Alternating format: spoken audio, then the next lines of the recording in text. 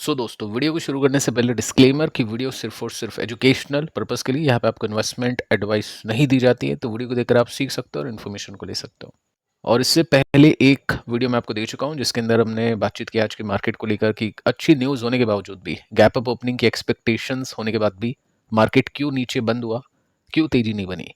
उसके साथ में दोस्तों और भी कुछ पॉइंट्स है जो हमने डिस्कस किए। निफ्टी के ऊपर भी टेक्निकल एनालिसिस हमने यहाँ पे किए हैं, तो अगर आपने इसको देखा नहीं तो आप इसको देख लेना। अब दोस्तों हम बात करने वाले हैं एआई को लेकर। हो सकता है जितने भी क्वेश्चंस आपके माइंड में है इस सेक्टर को लेकर, इसमें इन्वेस्टिंग को लेकर, उसके सॉल्यूशंस आपको इस वीडियो में मिल जाए। और एज एन इन्वेस्टर किस तरह से इन्वेस्टर एआई स्टॉक्स में या फिर एआई सेक्टर में इन्वेस्ट कर सकता है, उसकी हम बोल सकते हैं अपॉर्चुनिटीज कहाँ पे है, या फिर हम बोल सकते हैं ऑप्शंस कौन कौन से हैं, उसको हम चेकआउट करने वाले हैं। तो सबसे पहले क्वेश्चन जो हमारे दिमाग के अंदर होता है कि यूएस वर्सेस इंडिया, कि इंडियन कंपनीज जो एआई को लेकर कामकाज कर रही है उसमें ज़्यादा पैसा बनेगा या फिर जो यूएस की कंपनीज है उसमें ज़्यादा पैसा बनेगा। तो इसका सॉल्यूशन निकालना है या फिर इसका आंसर अपने को देखना है, तो उसके लिए अपने को चेक करना पड़ेगा कि यूएस और इंडिया में से आगे कौन है और कितना आगे है। तो सबसे पहले देखिए अपन कंपैरिजन करते हैं और इसके अंदर अपन चेकआउट करते हैं एक पॉइंट के साथ में जिसका नाम है रिसर्च एंड इनोवेशन। ठीक है, रिसर्च और इनोवेशन किसकी ज़्यादा अच्छी है। तो यूएस की बात करते हैं। यहाँ पे आप देख सकते हैं यूएस की जो एआई रिसर्च है, इनोवेशन है, वो ग्लोबल लीडर है, यानी दुनिया में सबसे आगे है। MIT, Stanford, Google deep mind, open AI, Microsoft research, ऐसे जो संस्थान है वो यूएस के अंदर है। ठीक है, एआई को लेकर मतलब यूएस के अंदर सबसे ज़्यादा इनोवेशन होते हैं और सबसे ज़्यादा रिसर्च की जाती है, तो ऑब्वियस है फिर वो सबसे ज़्यादा आगे होगा। इंडिया की बात करते हैं। इंडिया रिसर्च आउटपुट में अच्छा कर रहा है लेकिन यूएस से पीछे है। आईआईटी, आईआईएससी, आईआईटीज एआई पर काम कर रहे हैं, यहाँ पे आप नोट कर सकते हैं। पब्लिकेशंस की संख्या काफ़ी है लेकिन क्वालिटी और ग्लोबल इम्पैक्ट अभी भी यूएस से काफ़ी कम है। तो रिसर्च के अंदर किसको पॉइंट मिलते हैं? रिसर्च के अंदर दोस्तों यूएस को पॉइंट मिल जाते हैं। आगे चलते हैं। फंडिंग और स्टार्टअप्स, यूएस के पास में ज़्यादा फंडिंग्स है, ऑब्वियस है। कल्चर अलग है वहाँ पे, टेक अलग है।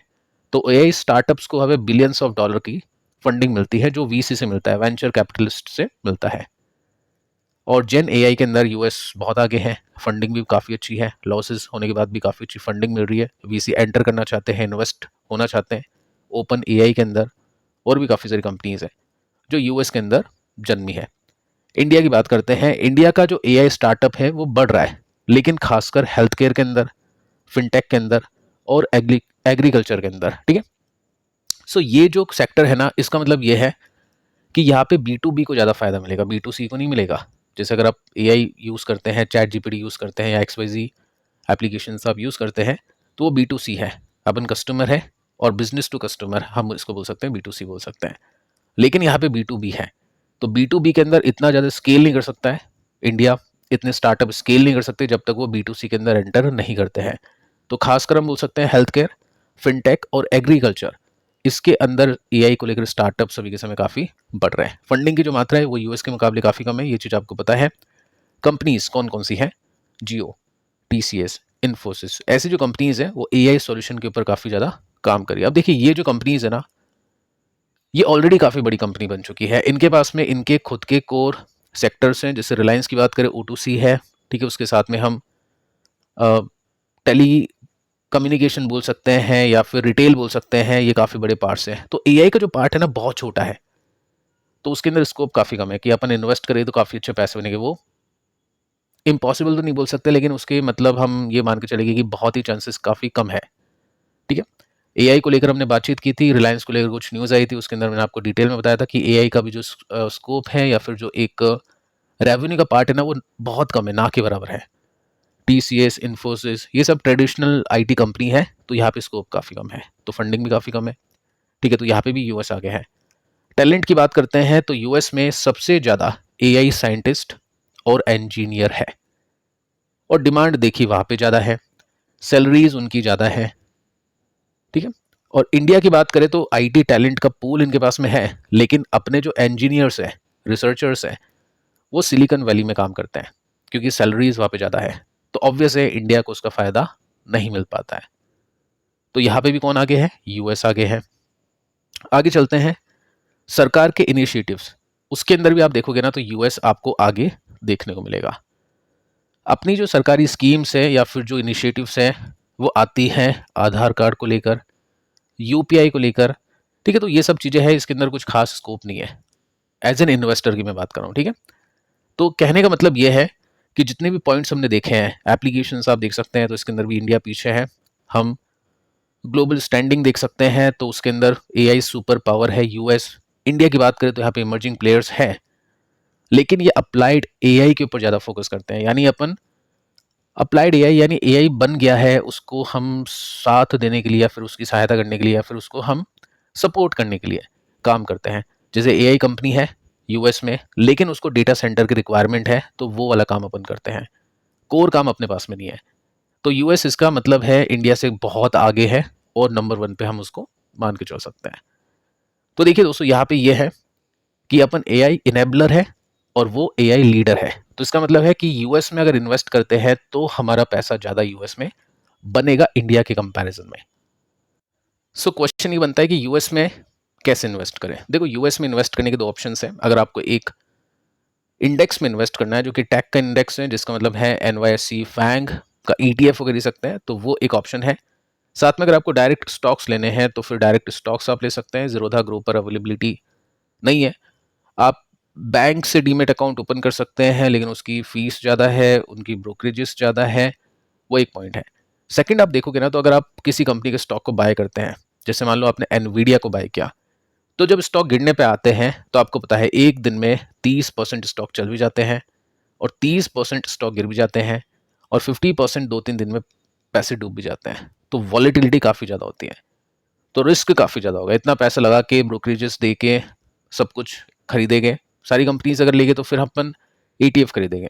किसी को एक दो कंपनी के स्टॉक में इन्वेस्ट करना है तो इतनी मेहनत करनी पड़ेगी, प्लस उसके अंदर रिस्क भी बहुत ज़्यादा हो जाएगा। और ऑब्वियस है, पोर्टफोलियो का पूरा पार्ट तो उसमें लगाएंगे नहीं। 10% लगा दिया, 12% लगा दिया, तो उसके लिए डीप रिसर्च भी करनी पड़ेगी, ठीक है। तो इसके अंदर एडवांटेज तो है, पैसे बनते हैं। 5 साल में 1300% के रिटर्न्स मिले हैं एनवीडिया में, लेकिन इसके डिसएडवांटेजेस भी ज़्यादा है। 1300% के रिटर्न्स मिले, लेकिन उसके अंदर पूरा पैसा थोड़ी ना लगाया किसी ने, हो सकता है 5% लगाया हो, 10% लगाया हो, ठीक है। तो ये पॉइंट है। इसके साथ में आप देखोगे ना तो जैसे कुछ और कंपनीज है, इसका नाम है ब्रॉडकॉम। अब किसी को ये नहीं पता है या बहुत ज़्यादा इन्वेस्टर्स को ये नहीं पता है। एनवीडिया पता है, टेस्ला पता है, चलो टेस्ला तो एआई में नहीं है, एआई की हम बात करें तो एनवीडिया पता है लोगों को। ब्रॉडकॉम आप देखोगे ना तो इसके अंदर भी 900% के रिटर्न्स बन चुके हैं। ये ब्रेकआउट इसने किया है, उसके बाद में कंटिन्यूसली ऊपर जा रहा है। अगर मैं इसके लॉन्ग टर्म का चार्ट आपको दिखाऊं तो 21,000% के रिटर्न है और कंसिस्टेंसी है। और इसके चलने के पीछे का कारण क्या है? ओपन एआई के साथ में पार्टनरशिप इसने की है।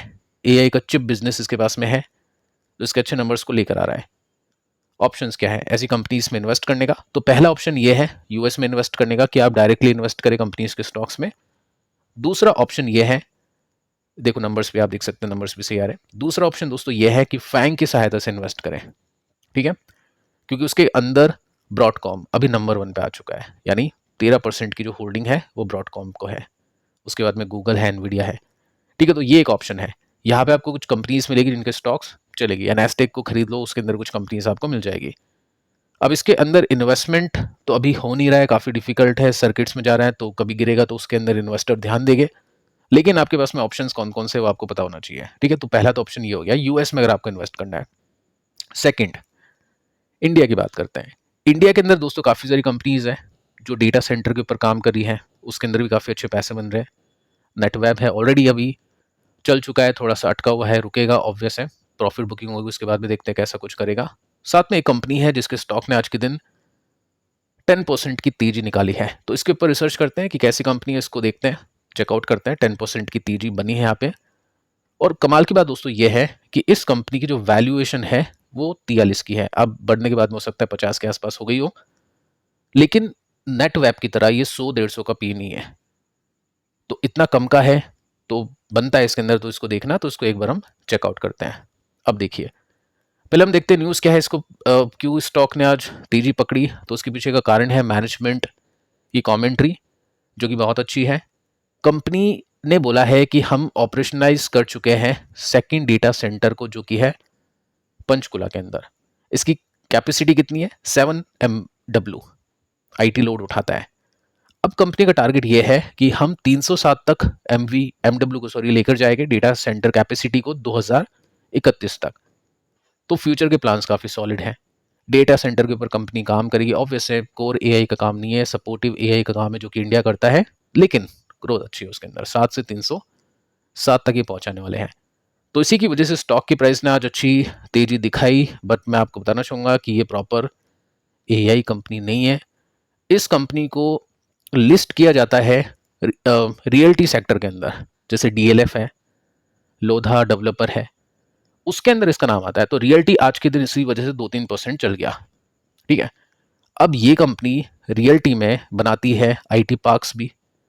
तो आईटी पार्क बनाती है, हॉस्पिटलिटी प्रोजेक्ट बनाती है, सीएज, ये सब काम कंपनीज करती है। शॉपिंग मॉल्स भी आ गए। तो उसका कुछ हिस्सा कंपनी का डेटा सेंटर बनाने का भी है। बट पूरी कंपनी डेटा सेंटर के ऊपर नहीं है, जो कि नेटवेब है। तो नेटवेब को ज़्यादा वैल्यूएशन मिलेगी और इसको कम मिलेगी। तो ये सोच के खरीदना कि बहुत सस्ता है, वो बेवकूफ़ी होगी, क्योंकि यहाँ पे आपको देखना है कि कंपनी का जो कोर बिजनेस है वो एआई का नहीं है, टेक का नहीं है, वो रियल्टी का है, रियल एस्टेट का है। ठीक है, वो सब चीज़ें आपको नोटिस करनी है। तो इस वजह से इसको वैल्यूएशन कम मिली है। तो डेटा सेंटर की डिमांड बढ़ रही है, कंपनी के पास में अच्छा खासा काम है, अच्छे खासे पैसे मिल रहे हैं। तो प्रॉफिट क्या कंपनी कमा रही है क्या? डेफिनेटली 50 का प्रॉफिट 450 करोड़ का हो चुका है। तो प्रॉफिट तो बन रहा है, प्लस कंपनी ने प्लान्स भी अच्छे खासे दे दिए हैं। लेकिन यहाँ पे एक पॉइंट है कि डीआईस ने थोड़ा सा इसमें बेचा और एफआईस ने इसमें थोड़ा सा बेचा, लेकिन पब्लिक ने लिया है। तो ये एक सोचने वाली बात है, रेड फ्लैग है, जो थोड़ा सा आपको देखना चाहिए। देखो, रिस्क तो है कंपनीज में, नेटवेब के अंदर वैल्यूएशन का है, तो इसके अंदर ये कुछ पॉइंट्स हैं। ठीक है, रिस्क रिवॉर्ड दोनों चीज़ें आपको देखनी पड़ेगी। मैं दोनों चीज़ें आपको बता रहा हूँ। तो ये पॉइंट्स हैं। अब देखो, यहाँ पे श्योरिटी के लिए इन्वेस्टर क्या करेगा? रियल पैसा देखेगा कि इसके अंदर अच्छे वॉल्यूम्स के साथ में ये फटता है या नहीं, ये ब्रेकआउट करता है या नहीं करता। ठीक है, तो पॉसिबिलिटीज़ है। आज इसमें तेजी बनी, अगर ये अपने रेसिस्टेंस को ब्रेक कर देता है, जो कि क्या चांसेस है क्या? देखो, जब भी ऐसा कुछ होता है ना कि सपोर्ट यहाँ पे बने, उसके बाद में अगले सपोर्ट ऊपर शिफ्ट हुआ है, तो जब सपोर्ट ऊपर शिफ्ट होते हैं ना, तो स्ट्रेंथ होती है वो, तो ब्रेकआउट के चांसेस बनते हैं। मैं ऐसे नहीं कर रहा हूँ कि ब्रेकआउट करेगा, अगर मुझको पता होता तो मैं आज इसको ले लेता, लेकिन जस्ट मैं आपको सेटअप बता रहा हूँ कि जब भी इस तरह की चीज़ें होती है तो हाँ, चांसेस बनते हैं। अगर ऐसा कुछ होता है तो गैप देखेगा इन्वेस्टर ट्रेडर की, कितना गैप है, तो वो 52% का गैप है। ठीक है, तो ऐसे अपन कंपनीज के ऊपर रिसर्च करते हैं। जस्ट मैं आपको बता रहा हूँ कि रिसर्च कैसे करते हैं, ऐसा कुछ नहीं, आपको कुछ खरीदना बेचना है। न्यूज़ आपको बता रहा हूँ, साथ में क्या क्या ऑप्शंस होते हैं एआई में इन्वेस्ट करने के, वो मैं आपको यहाँ पे सिखा रहा हूँ। तो फिलहाल दोस्तों, इस वीडियो में इतना ही। पिछली वीडियो को आप देख लेना, ये भी आपके लिए काफ़ी इंपॉर्टेंट है। मिलते हैं नेक्स्ट वीडियो में, तब तक के लिए बाय बाय।